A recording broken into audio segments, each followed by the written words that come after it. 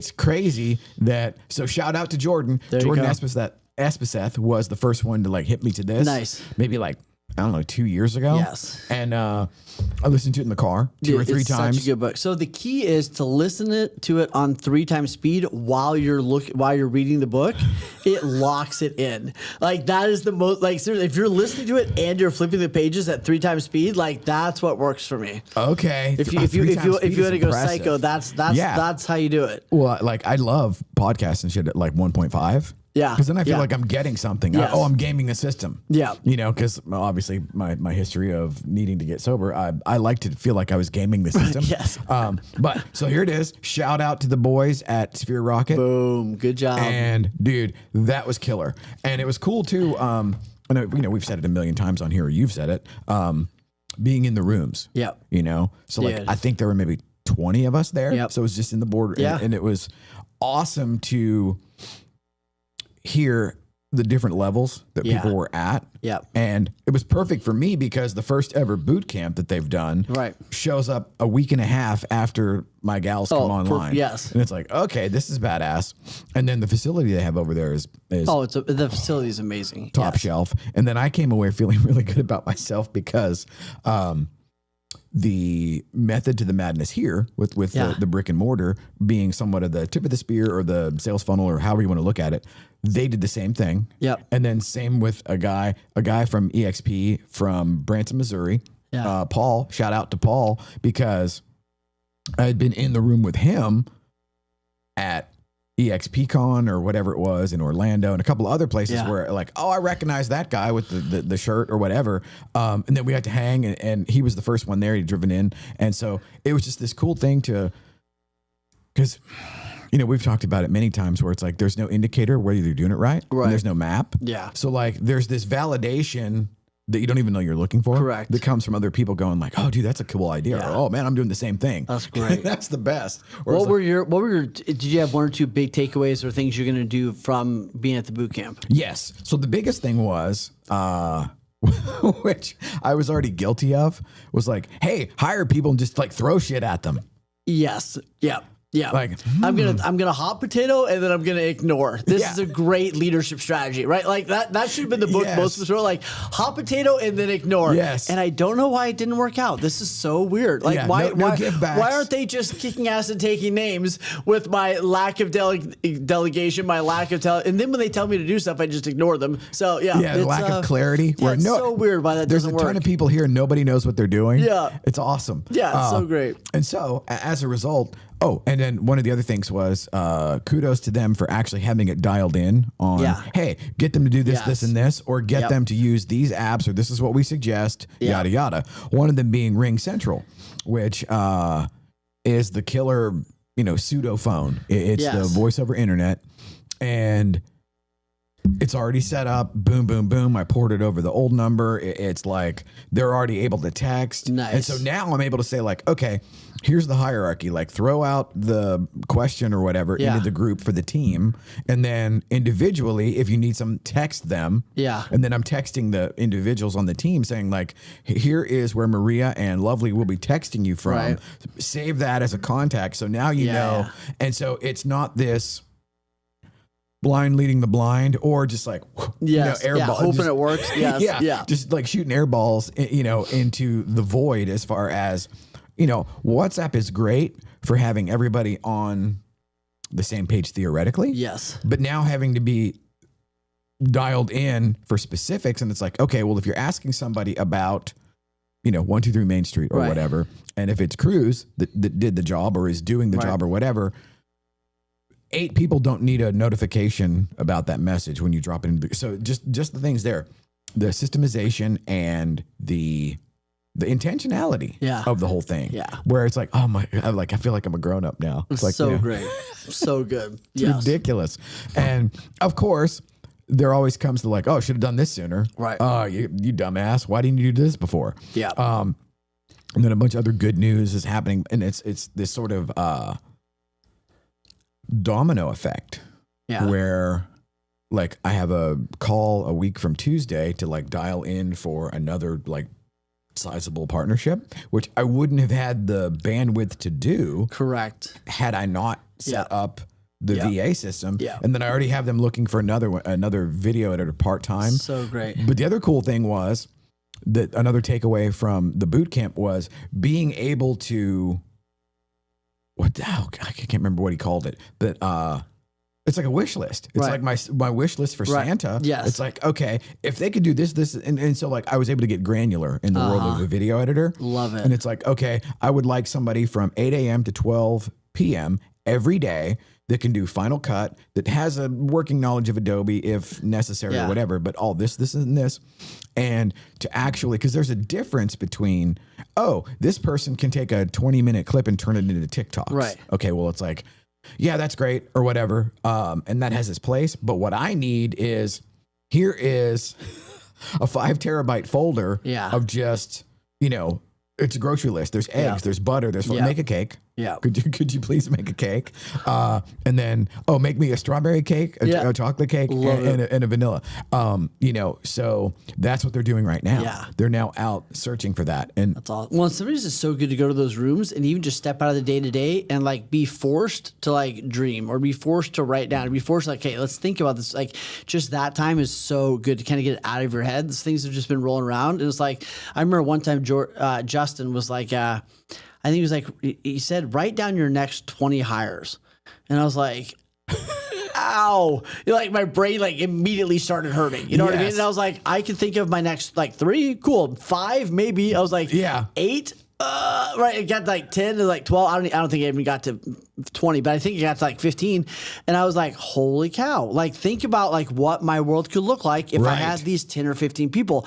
And now I think we have like 7, which is awesome. But it's like I love that expanding of the brain. Like, man, what could we do if? And dude, that's You where I'm know? at right now, where And- my brain is just Yes. like on fire. Yeah. And it was interesting from a self-awareness Yeah. standpoint to be in that room. And I don't know about you, but like if I'm sequestered for a day, Yes. that feels jacked. Dude, it's so good, and that, like that's the power of E4 and E5 too. Is like we just have these days where it's like get in here and like let's just get away from everything for a day. So, like, be there- very I'm intentional still and go not- all in. I'm not able to like, and it's funny too because I'd be like, oh, sorry. Yeah. I said, like it's basically like y'all shit is working too well because I've got my VAs now like actually Right. asking Yes. me legit Yes. questions about stuff, and so I'm like I'm Yeah. that guy in the room, and I'm Yeah. like, oh no, I'm not having fun over here. I'm actually Correct.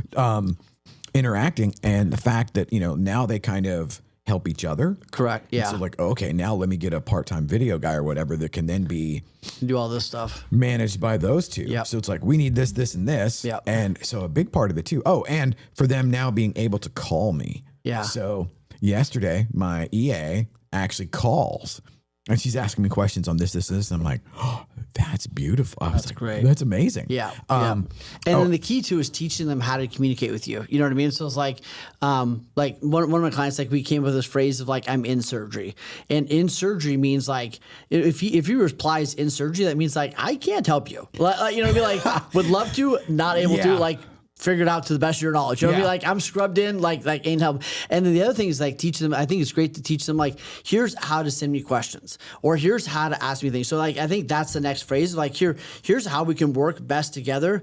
One thing that I made a big mistake on early on, especially with my team, was I would throw things at them and they weren't aware of like what was urgent and what wasn't. Right. And I'd be like, hey, we should make postcards or whatever it is. Right. And they're like, they didn't know, or I'd be like, hey, we need to like update this thing. They didn't know if that meant like right now or like, hey, if this can happen this month, that'd be cool. So like there's all these little distinctions like that help me lead them better. Like, hey, this is urgent, this isn't, or hey, this is a thing that I love to get done. Do it at your own leisure. Just let me know when it's done. Like, but like my communication with them needed to improve too. And I love, so like now everybody jumps on and says good morning. Yeah. So it's like, Yeah. okay, now we're building the culture Correct, there where yes. it's like, and then Yep. I fire back like, hey, anybody having any issues with access or platform Right. specific problems? Because then I can address to where, Yeah. and then the beauty of having, so like I give the executive assistant, Yeah. I give her full control. Yeah. It's like, okay, Jesus, take the wheel or Right. whatever, where, because like full control on the back end of your Meta business accounts or whatever is okay. It's a lot. Like, your shit could go sideways. Yeah. Like, oops, accidentally deleted everything. But in reality, at the end of the day, this is an interesting like equation. Yeah. anxiety or the hesitant or reluctance to give somebody access and control on the extremely low percentage chance that they might accidentally delete everything that we've ever posted on Facebook. And then I think about it, I'm like, would anybody really give a shit about that at the end of the day? Versus, it's not letting me answer messages. I can't access the thing. I can't. It won't let me post that. Yeah. Yeah. Okay. Well, I think that's too where like it's a hand off. You know what I mean? It's like, hey, watch me do it. Then let's do it together. Then I'll watch you do it. You know. And I think in my past, it was a very hot potato. You know, it's like, this is now yours. You know what I mean? Right. Instead of like a handing off and then a watching and then a kind of a stepping away and give me updates every once in a while. You know what I mean? So I think that's the process that people have to get better at. This was like the graduate level of imposter syndrome. Yeah. Where it's like, okay, I'm no longer worried that I'm a fraud or that anything, like they're going to find out and ask me to leave. Now it was a trust issue on, can I delegate this or let go? Like I said, the extreme. And letting go doesn't mean you don't watch. And I think that people miss that. Like, I think that's a thing they need to put in their calendar, right? Like, I'm going to let go and then I'm going to check your screenshot monitoring every once in a while. Oh, that's another thing I got to get in on. I'm going to let go and then I'm going to like check in with you. I'm going to let go and then I'm going to verify. So like, I think letting go and giving away things doesn't mean you don't check in on them. Doesn't mean you don't hold people accountable. Doesn't mean you don't, verify that things are happening. And that's that's just a healthy part of business. You know what I mean? Yeah. So the screenshot monitoring, I have a weird thing about that. Like, I'm watching, but then the real game changer and why I pulled the trigger on like, hey, find me somebody that can work 8 to 12. Yeah.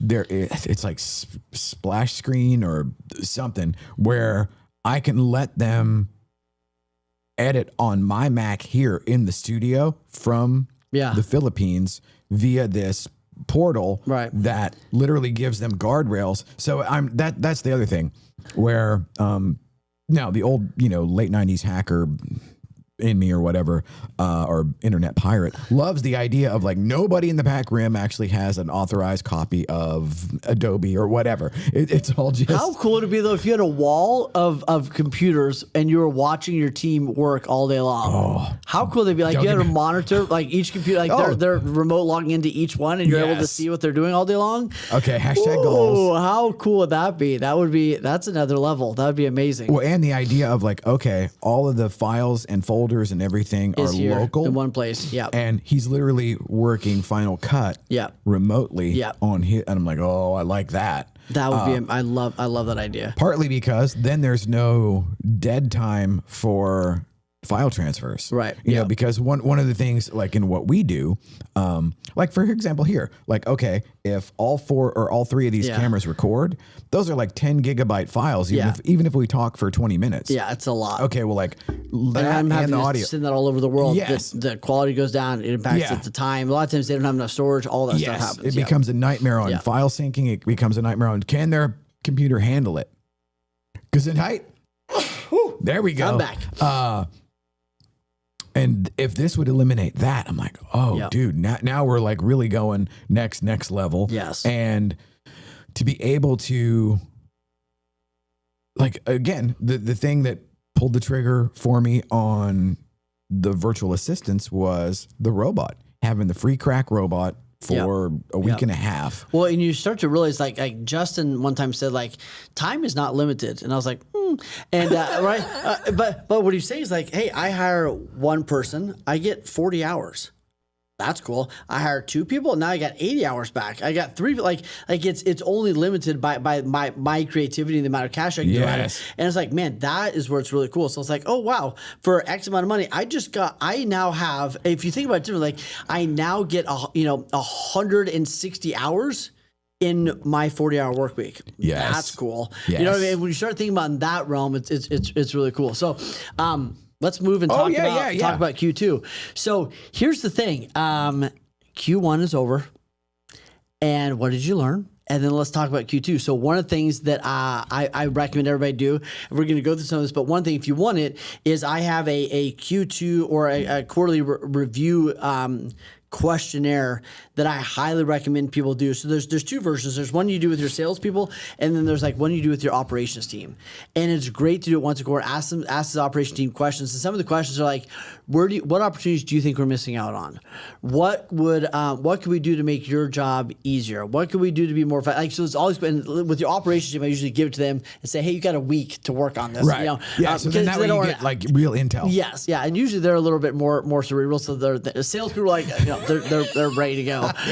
Right, but so anyway, if you want that list, let me know, and I'd be happy to send it to anybody because it's such. We'll drop a good it. We'll thing. drop it in the comments. Okay, awesome. Yeah.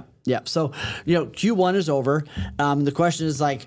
And one of my favorite questions, two of my favorite questions. One is, what were some of your wins? So let's actually write down some of the good things that happened because most of us can't remember them. Yep. What were some of the good things? And then I love asking the question of, if you could go back and do quarter one over again, what would you have done different?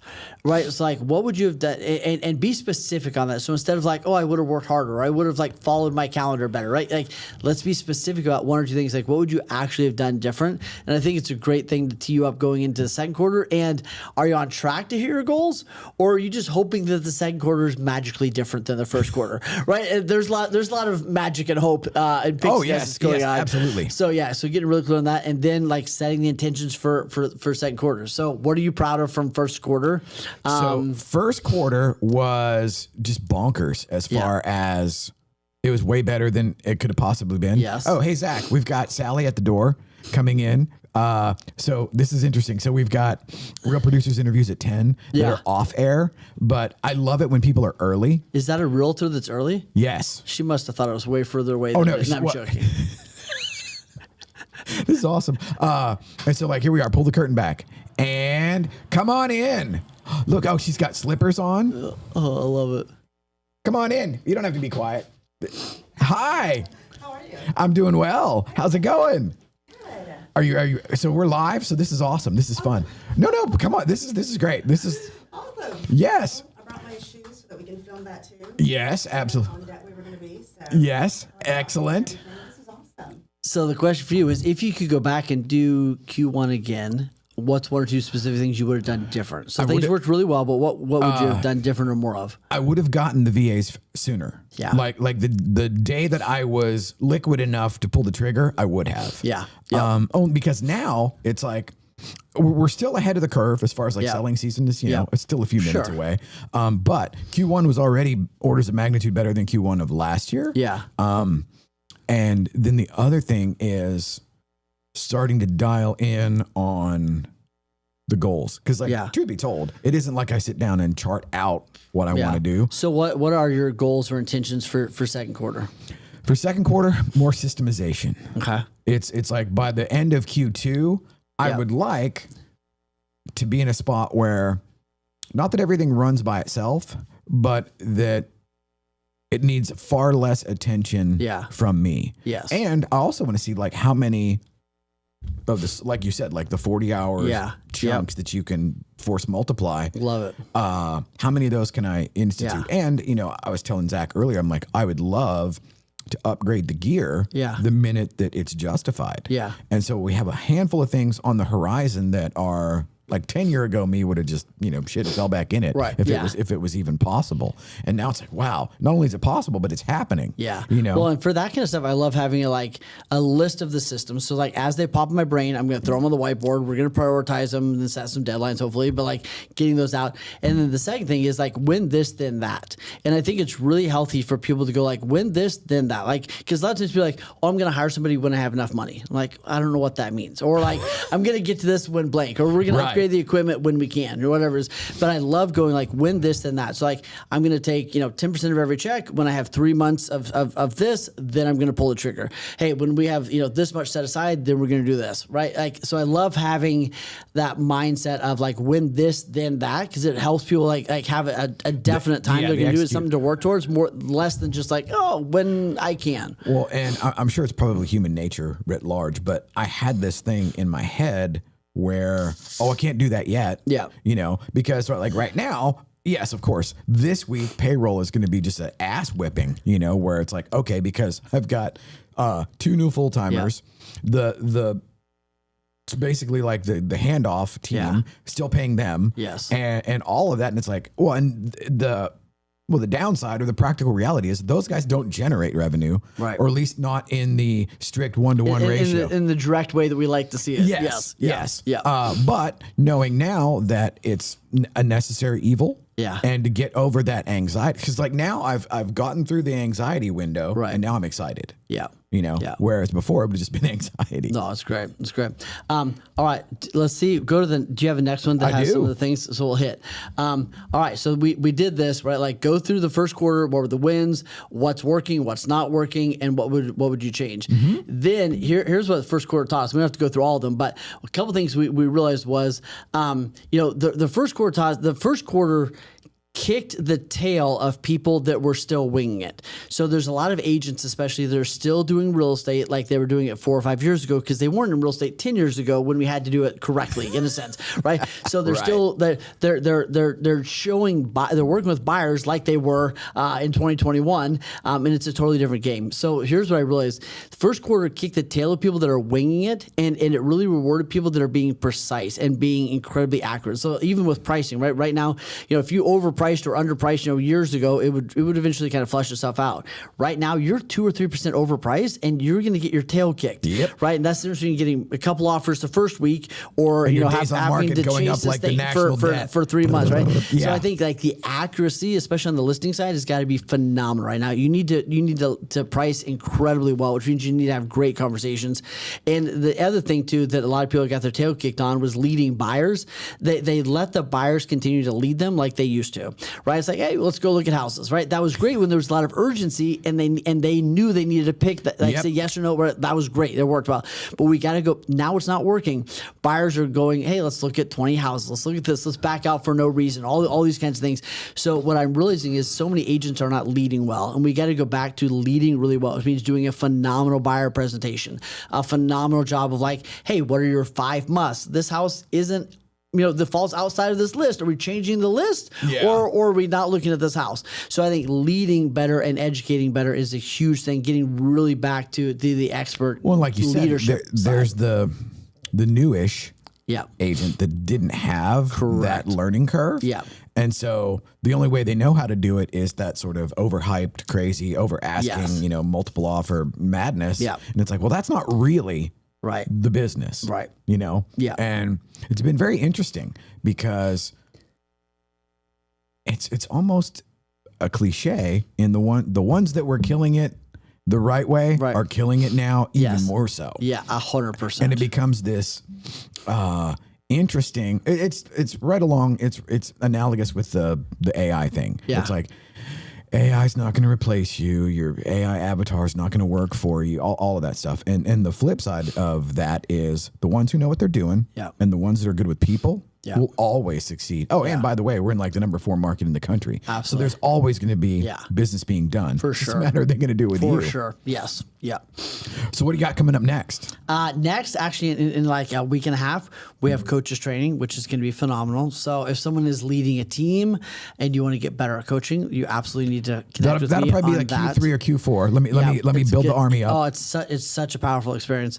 And then for people that want to actually make coaching a full-time gig, I mean, it's great for those people. Speaking of that, the Take the Stage. So, like, dude, now I saw the venue yesterday. How awesome would that be? Dude, I was telling Zach, I was like, dude, this thing is like state of the art video, LED walls, Yes. the whole 9. Yep. And even if we did a 1 or 2 day, Dude, we have it all dialed in. We just set a date in the calendar and then Yes. do that, because Take the Stage is phenomenal. So well, we and need that's to the set that perfect up. venue. I mean, that place Yeah, is no, it works unbelievable. great. And it's free. Yeah, Because, I yeah, mean, well, it's awesome. technically it's not free, but we're part of I'm part of the family now. You already were. it's Oh, great. dude, I dropped your name like crazy. Oh, the I other love day. it. Thank Yeah. you. So, Thank yeah. you. It's awesome.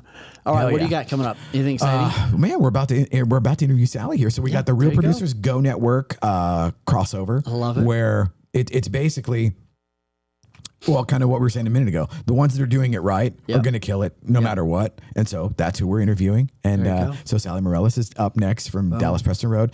Shout out to Teresa and Colette. Colette heard me. We were testing the live stream this Yeah. morning. And as you know, my private persona is not PG-13. G-rated, Yeah, yes, it is yeah. not family friendly.